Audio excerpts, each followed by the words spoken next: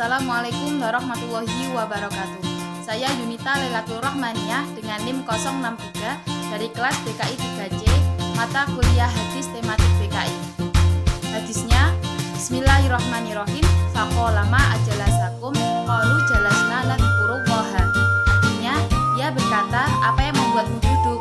Mereka berkata, kami duduk berpikir kepada Allah. Bimbingan konseling Islam adalah upaya untuk membantu individu dalam mengembangkan fitrahnya dengan cara memberdayakan iman, akal, dan kemauan yang dilimpahkan oleh Allah SWT kepadanya, supaya fitrah yang sejatinya sudah ada dan melekat pada individu dapat berkembang sesuai dengan ajaran-ajaran Islam.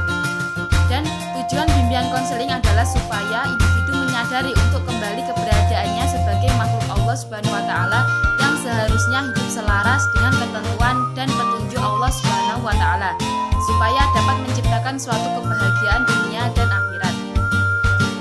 Hubungan bimbingan konseling dengan zikir dalam mengatasi kesehatan pada mental, yaitu zikir dapat mengurangi ketakutan batin pada individu. Zikir yang teratur dan istiqomah dapat mengurangi kecemasan pada individu ketika mengalami kesulitan dan ketakutan, dan usaha mengaktifkan kembali spiritualitas individu